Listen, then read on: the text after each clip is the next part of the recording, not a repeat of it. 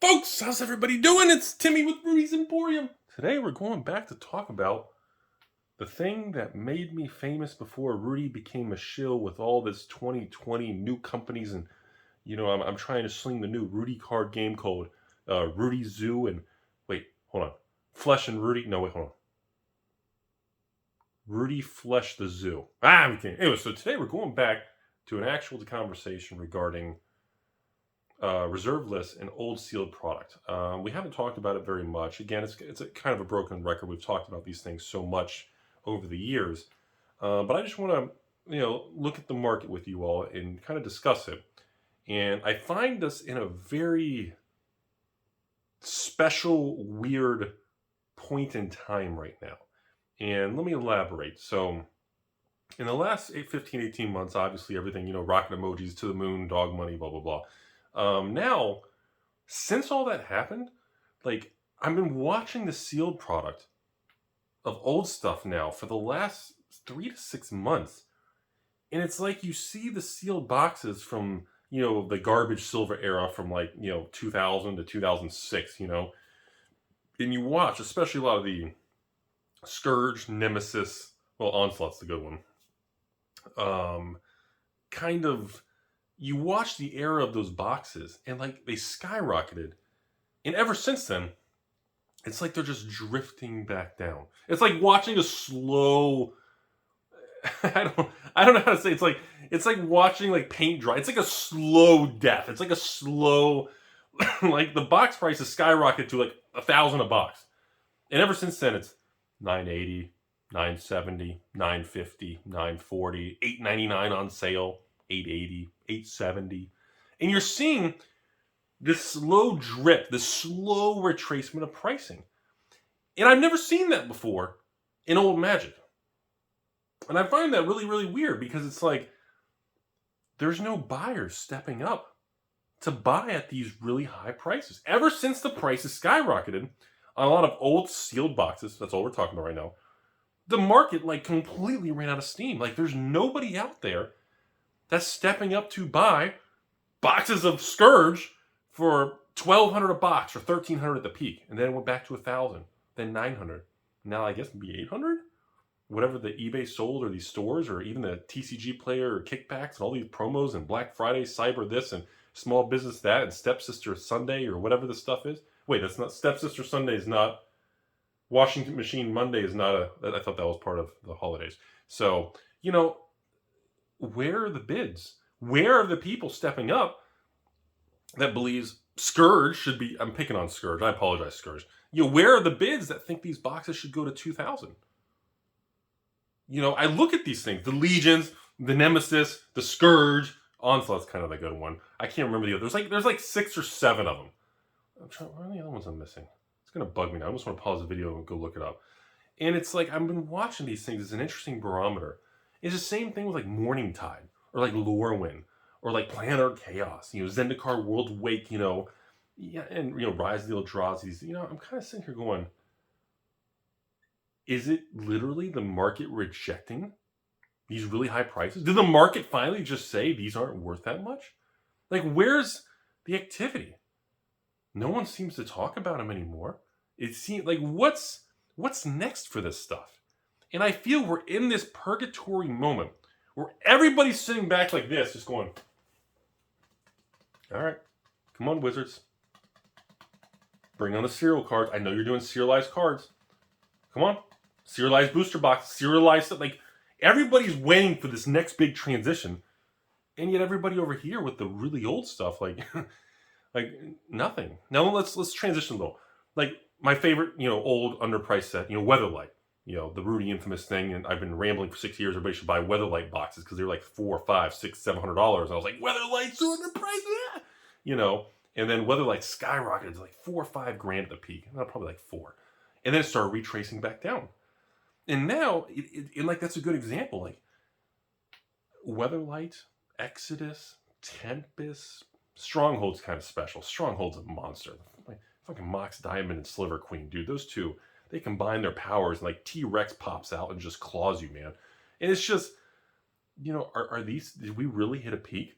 Like people that like I've read Patron messages and I've read market feedback from people and comments and other YouTube channels, and there's a huge. I would love to see the market's response to this video in the comment section below, even though it's usually filled with stepsisters, washers, and tacos, and Rudy hosed me, point to the doll where Rudy touched you, all this stuff. So I know my comment section is mostly just memes and LOLs and lols, but I'm really curious because out of the 6 years I've been on YouTube, this is probably the most lull of a boring, like, blah out of the 6 years. And the funny thing is, prices aren't tanking. Magic's not in a bear market. Well, maybe the new stuff is. Ayo, because but the old stuff is kind of holding and doing its own thing, but it's just kind of drifting along. And it's a really weird thing because, like, even when I look at all the YouTube channels and I scroll through, or every once in a while, I'll even go to Reddit and I'll just type in like vintage Magic cards or Tempest boost. I kind of just do some keywords and search just to see all these different groups and things, just to see is anybody talking about it, or investing reserve list, or vintage Magic the Gathering, or ABU, or reserve list Magic the Gathering. I kind of run some searches just to see if there's a lot of chatter on just certain topics of the old cards, and it's extraordinarily lacking. There's just nothing. It kind of reminds me of like when I started the channel in 2016, where it's like it's just out there, but nobody really gives a shit, And I don't know what that means. Did we really peak? Are these prices really as high as we're gonna get? Is a box of alliances really capped at 3, 4, 5,000? Is that really it? Can they really go higher? Is a Weatherlight box really? Are the Urza's boxes at $5,000, $10,000 a box? Is this really the top? And it's just going to go sideways indefinitely until something happens? It kind of feels like it, because there's no movement. There's literally nothing. Like, it's the most lackluster. It's the opposite of like Metazoo, Flesh and Blood, Pokemon's crashing, Metazoo's hot, Flesh and Blood's a scam. You're seeing all this stuff, but in this old Magic, it's like, oh yeah, all right, Alpha Black Lotus, what was that, near mint? All right, cool, maybe 80 grand. Oh, graded that, that's a couple $100 grand there. Oh, Gem Mint PSA 11.69. Oh, that's a mil, easily, either 1 mil or 2 X's. But there's just nothing. And it's like, I've been through a lot of waves over the years, and one of the waves that always stands out to me was the 2018-2019, when new Magic was really struggling. Stores were shutting down, quantities being ordered from distributors, and allocation. Everything was just, it was bad. I would say that 18-month window with Iconic Masters 25, Hour of Devastation, that window was probably one of the worst windows of Magic the Gathering since probably, holy crap, I don't even know. And as far as I can remember in the last 10 years. And now, in 2021, the products, I compare it, and the products feel better on new Magic, but the market's rejecting it.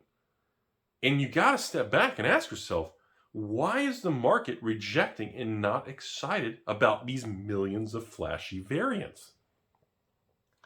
And Wizards knows this. And, no matter how many times we talk about this, everybody, Wizards knows this stuff. Don't underestimate the intellect and the knowledge and how much Wizards and Papa Hasbro and Sally X Hasbro, don't underestimate how much these people are paying attention to the secondary market, watching YouTube, influencers. They're paying attention to Tumblr. They're checking Silk Road every Wednesday. They're checking the Tinders and the back pages. They're paying attention. I'm telling you all. And I know they're paying attention because they don't need to say anything. The most important thing is watching the actions. And in my opinion, watching the behavior of Wizards and Hasbro, and when they did that numbered Viserai Seer whatever to 100 serialized Magic cards for the first time ever, that was the biggest shockwave in Magic history since the reserve list. That one little bit it was almost like the moment when they first spoiled the Worst Sorry from War of the Spark Mythic Edition, and they sent out the box toppers of Ultimate Masters, like 20,000 of them all over the world. Everybody started getting these box topper cards, and no one's ever seen extended art on a Magic card before. Like, everybody knew that was a defining special moment. Because you knew that I know, that you know, that your stepmom knows, that the Maytag repairman knows, that from that point forward, everything's going to be different. And it was. And it was. Looking back, the Ultimate Masters and the extended thing, that whole moment and that whole box topper, that was the biggest hint that none of us understood. That was Wizards telling us the future is variations, flashy variants. And none of us really knew how to take that. And now they did the exact same thing with the numbered 1 of 100 little drip, just to, boop. Okay, let's watch. Everybody, they literally dropped it on our lap. Everybody stood back and they watched what happened. And I'm telling you, 2022, I feel like is going to be the dawning of the new era of serialized Magic. I really believe that because they see the weakness. I'm telling you, they fucking see the weakness. They see the weakness in the flashy stuff. They know it's not working. We all know. I don't care what anyone says. The sales of new Magic product are down. The quantity of Magic product being ordered by the 3,000 LGSs is down. Okay? Yes, yeah. The revenue are all a record-breaking, best-selling set ever. Yeah, all the numbers of Hasbro Wizards are record-breaking and all-time high. But that is, again, because it's being bundled with Secret Lair and Amazon, which is the real future. And I don't know how the story's going to end, but I can tell you when it comes to old stuff, you can hear a pin drop. As of the filming of this video, revised dual lands on, Moon City Games, $200 to $400 buy list. As of right now, a bunch of random reserve lists, second tier, not power stuff, but just, the dual lands, Cities of Traders and Mox Diamonds and Sliver Queens and all the Stronghold, Exodus, Tempest, reserve list cards and all that stuff. The Urza's reserve list cards, the Grim Monoliths and everything, and, the Cradles and all that. And, I see these cards and they're not tanking, but they're not doing anything. Which tells me maybe the market has finally found a balance or a true value or an equilibrium of what the market feels that, these cards are worth. Which is not a bad thing. Going sideways in prices for 6 months or a year or even 5 years is not a bad thing. It'll weed a lot of people out, but I don't think it's a bad thing. And I think as we march forward here, some of this is going to get a lot more clear, but I thought today's video surrounding the topic that revised dual lands, the reserve list is extraordinarily quiet, and sealed product across the board. Old sealed product is just sitting there, or as they say on Wall Street, it's dead money. And new sealed product is extremely bearish. There's nowhere right now in the Magic world that's in a bull market that's doing well or that's actually going up. Nothing in the world of Magic as a whole is in a big bull market. Maybe you can argue with me, well, Rudy, you're wrong. Secret Lairs are. Secret Lair, Secret Lair, Secret Lair. Maybe that's it. But as of right now, to me, it feels like the future of Magic, by the time 2022 comes and goes and we hit 2023, 2024, maybe the whole future of Magic is just going to be Secret Lair. Everyone buys from Amazon, and maybe LGS is kind of become like the backbone of like special serialized boxes and high-end exclusive things like the sports card world. Maybe that's the direction they're going. And do I think it's really a bad thing? I don't know. It's never been done before. I can't be critical and saying it's right or wrong when we don't know. On the surface, my instinct says if executed correctly, it could be a good thing. On below the surface, my instinct says, well, God, they're going to screw it up immediately, and then it's just going to be a disaster, which could happen. But I definitely could see a world where even I stop selling, just regular Magic items and just say, everyone just go on Amazon. Why buy from me for $84.99 shipped when you can just buy on Amazon for $90 and pay tax and just pay $95 out the door? Why compete over a couple dollars in margin and take the risk and, the fraud and this and that and the lost mail or damn, what's the point? There's a very real chance, like the sports card world, Walmart and Amazon all carry sealed sports cards. But if you want the high-end stuff the serialized cards, the limited high-end booster boxes that are numbered and specialized and super premier. You have to go to an LGS. You have to go to a special place. You know, I have a feeling that, you know, Wizards could be going in that direction. I've always felt Wizards has been a little envious, you know. I always felt Wizards has been a little jealous of the sports card world, you know.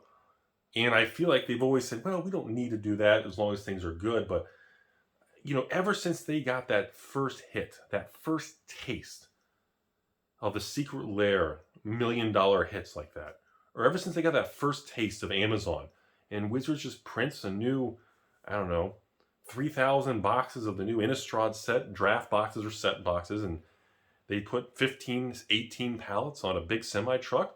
They send it to an Amazon warehouse.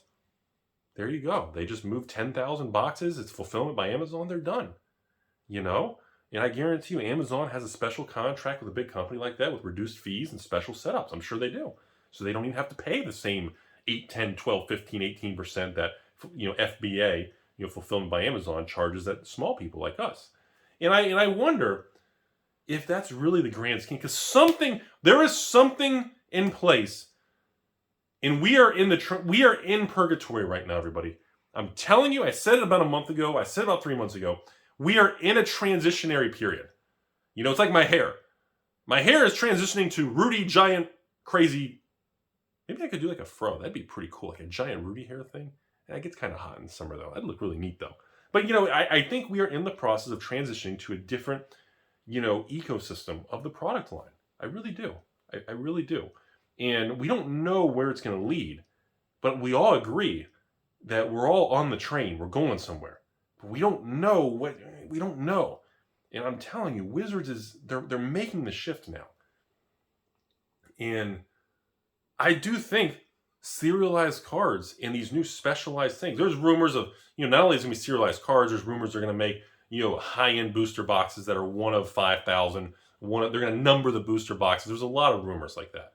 And I don't want to get into all that. I've had a lot of messages on that. But overall, it would be a dawning of a new era of Magic. And because it'd be the first time in 20 years that we have new reserve list cards. They don't have to be labeled reserve lists, but when they're serialized, and there's only so many of them and they're numbered, they're reserve lists. You know, because you can't just say, well, we did 1 of 100. Well, we're just going to do 101 through 200 now. It doesn't work that way. So that's my thought process, everybody. And I guess what's really strange is nobody's talking about this stuff. These old boxes, there's just nothing going on with it. And like, that's why I don't really have much to say about it. Like the prices of the old cards or the old boxes or of, you know, alliances and revised and 4th edition, there's just nothing happening. And it's difficult to have an update when there's just nothing happening. I guess I don't know. Have a good holiday or whenever you guys watch this.